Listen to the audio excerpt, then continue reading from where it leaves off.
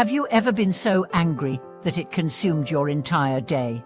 Have you ever stayed awake at night replaying an argument, wishing you had said more or less or better?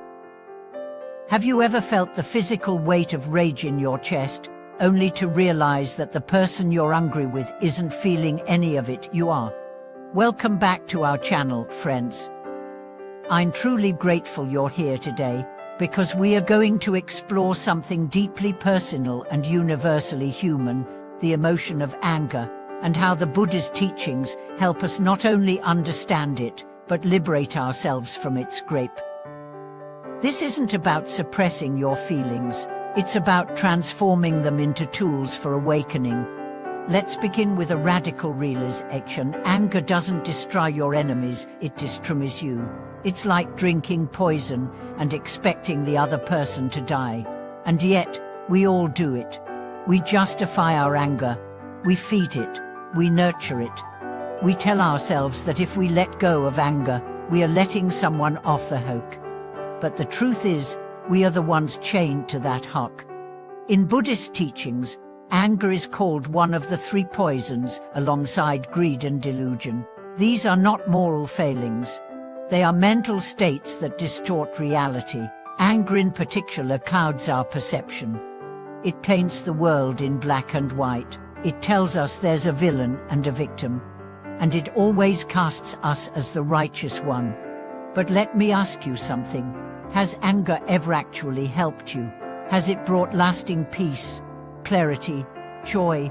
More often than not, it leaves behind a scorched field, relationships damaged, trust broken, and a body that feels like it's been through battle.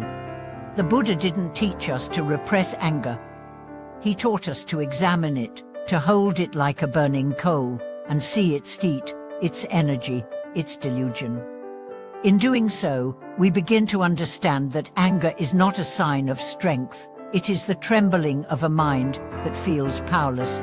But here's the beauty of the Dharma, it never leaves us in the dark. The teachings offer a path, not just to calm our anger, but to see through it, to uncover the wisdom and compassion that lie hidden beneath. Let's explore how. Imagine you're standing in a crowded marketplace. Someone bumps into you and spills hot tea on your shirt. Instantly, your blood boils. You turn around, ready to shout, but then you see it was a child. Your anger melts into understanding. What changed? Not the event, your perception. This is the first lesson. Anger is not caused by what happens. It is caused by how we interpret what happens. Now take this further. Imagine that same event, but this time it's not a child, it's an adult who looks at you with contempt. Your mind races. He did it on purpose. He disrespected me. I must respond. Pause there. Who is writing that story? Your mind. Fueled by ego, expectation, and past wounds. The Buddha called this the chain of dependent origination, how one mental state gives rise to another, until we are trapped in a narrative we mistake for truth. To break this chain, we need mindfulness. We need to catch the spark before it becomes a wildfire. One of the most powerful practices in Buddhism is to observe emotions without judgment. When anger rises, instead of acting on it, aim. This is anger. Breathe into it. Watch its texture, its temperature, its movement. You'll notice something extraordinary. Anger is not solid. It rises, peaks, and fades. It is not permanent. It is not you. It is a visitor. And once you see it as such, it loses its power to control you. Now let's go deeper. Anger often hides something beneath it, fear.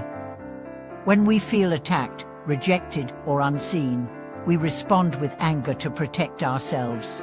It's a shield, a cry, a way of saying, I don't feel safe. Understanding this changes everything. Instead of fighting anger, we can comfort the part of us that is afraid. Instead of yelling, we can breathe. Instead of retaliating, we can reflect.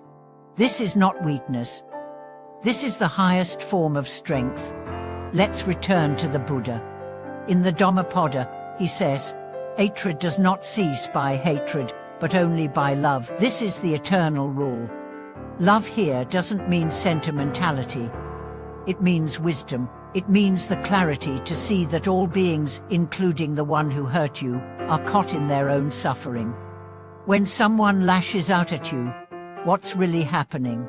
A mind consumed by its own delusions is reacting. It is not about you. It is about their own war within. When you understand this, you begin to develop compassion, not just for others, but for yourself. There's a story from the Zen tradition about a monk who was constantly provoked by another monk. One day, he asked the abbot for advice. The abbot said, "Go thank him." "Thank him?" the monk asked, shocked. "Yes," the abbot replied. "Because of him, you have discovered your anger. Because of him, you now have the chance to transform it." This is the path, turning enemies into teachers, turning pain into insight. But make no mistake, it is not easy. Anger feels righteous, it feels powerful, but it burns from within. The Buddha compared it to a wildfire that burns up everything in its path, including the one who sets it. But he also taught the way out. Start with the breath. When you feel the heat rise, pause, breathe, count to 10. Not as a trick to suppress the anger, but as a gift of space to yourself. Then reflect, what story am I telling myself? Is it true? What am I really feeling? What do I really need? You may discover that what you need is not revenge, but to be seen, to be heard, to be understood. And here's the great irony. The more we demand that from others through anger, the less likely we are to receive it. But the moment we soften, the moment we open, we invite connection. Now let's talk about forgiveness. Forgiveness is not about excusing harm. It's about releasing the grip of hatred on your heart. It's about refusing to carry someone else's poison. Forgiveness doesn't mean you condone what happened. It means you choose not to let it define you.